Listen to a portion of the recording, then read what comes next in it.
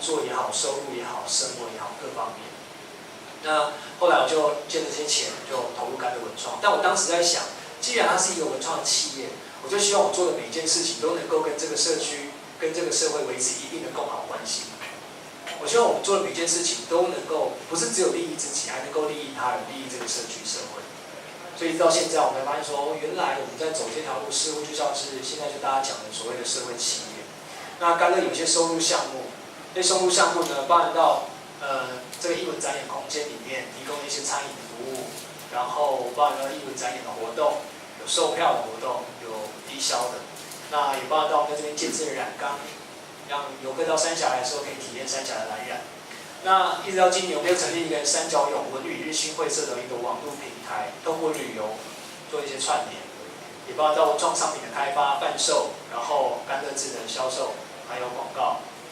另外设计的服务。这些收入的项目呢，都是用来我们把这些盈余用来支持我们在社区里面陪伴一群高关怀家庭的孩子。从一开始吃瓜小队，到去年底开始成立小草书屋，那包含到做社区营造，然后做文化扎根的工作，做在地的育成，还有带着一群在地的青年去做土地的关怀，还有一些老农的议题工作。就希望说，让所有消费者或所有的认识甘乐的每一个朋友，都能够参与甘乐的每一件事情之后，它变成是永续循环回馈的一个动力来源。那这是甘乐这个艺文平台，我们当时在想，既然三峡没有办法打造一个文创园区，那我们放大来看，既然三峡有30几个在地的艺术家，有10几个在地的工艺家，那我们把它串在一起，它就是一个文创的聚落了。那我们就把这个平台当成是文创聚落的发展平台，所以在这个平台里面呢，我们就做这些事情。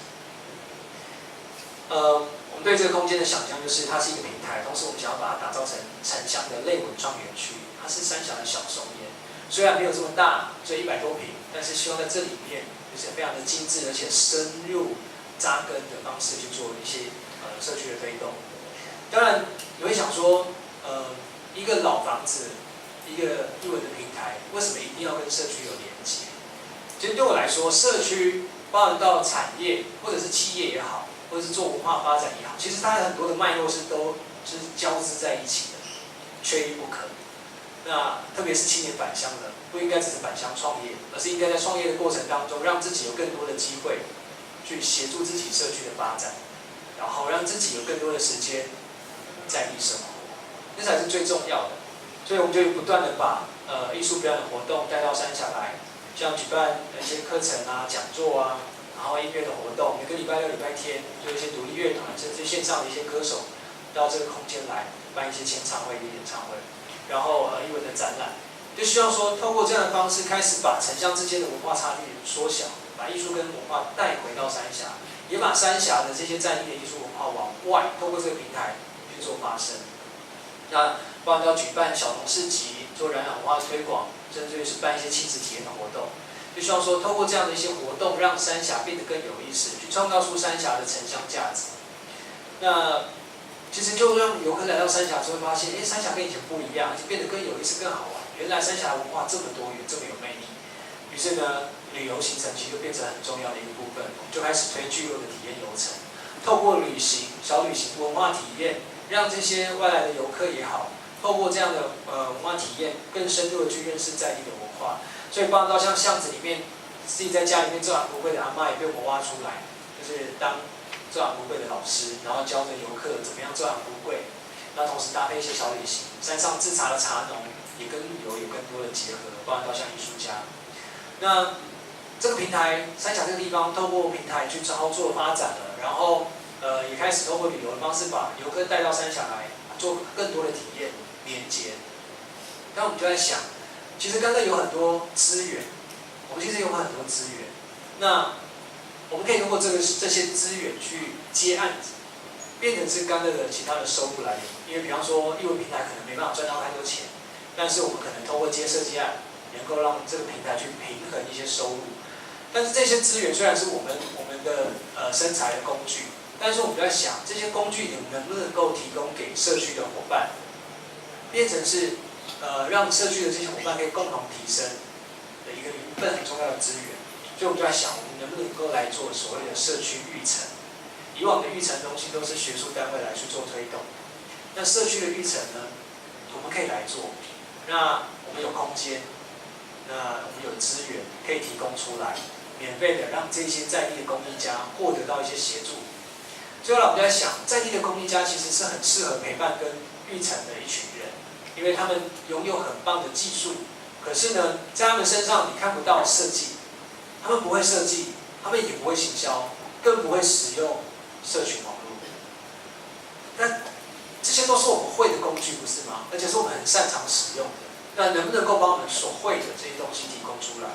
所以后来呢，我们就办了一个计划，就让三峡的这些公益家能够申请进驻到甘乐这个平台里面来。那我们的团队就会协助这些公益家去做品牌的设计，包含到空间提供给他，帮他做变成是他的工作室，他的营运空间。就是在他没有任何资源的情况下，去协助他做初期的创业。那后来这个金工师傅就在2年前进来，那我们开始帮他做品牌的规划设计，然后帮他做网络的行销，同时帮他去开发一些客制的商品，那也帮他设计怎么样让他的商品能够有更多的教学或者体验的机会，让游客来到这个空间平台的时候，可以跟他学习做精工。一直到今年，这个扶持计划延伸到了三峡的在地的社区的单亲妈妈，我们就协助这单亲妈妈呢去提供技术，因为我朋友在做豆腐，我就请我朋友教这个单亲妈妈，然后提供资金，帮她做整个的行销设计规划，整个空间也好，产品的包装也好，就帮这个单亲妈妈来做。因为当时我其实很看好这个市场，有这门生意，所以我就跟这个妈妈讲说，我送你去学做豆腐。因为他之前在卖房子做房仲，但是生活就是因为卖的不好，现在环境也不景气，所以呢有一餐没一餐的，然后还要抚养3个小孩，很辛苦。我就跟他说：“你去学，你学回来之后，你就开一间豆腐店。”他说：“没钱啊。”我说：“没钱没关系，我投资你，你出一半，我出一半，然后我保证你就是创业一定要成功，因为你说网络操作我来帮你弄，你的设计我来帮你弄，你都不需要花到半毛钱。”他说好，就他就去做了。然后我还带他到台南去找豆农契作台湾的本土的有机黄豆。那找到盐田，去买那个日晒的盐土，回来做豆腐的凝结剂。就整个空间也好啦，商品也好，就帮他做。但今年其实是前2个月才开幕，但开幕之后呢，一切都准备好了，就开始帮他在网络上推。很快，你知道吗？现在短短的1个多2个月的时间。他每天做出来的豆腐、豆浆全部都被买光，全部都被买光。所以，第一个是，其实我们也要学习，就是市场的敏锐度，就是文创到底跟这些产业到底有没有什么关系？其实对我来讲，它其实也可以说是文创的一环，它可以说是农创，就是也有社会的价值，因为它去选购了台湾的小农，然后做契作的方式。也可以帮助台湾的农田的自耕率的增加。那另外一个部分就是也提供好的商品、好的食品给在地的民众做消费，同时帮助另外一个单亲妈妈。那接下来因为她的生意越来越好了，所以她也要再请人。那应该还会提供给其他的单亲妈妈有机会能够来一起做这件事情。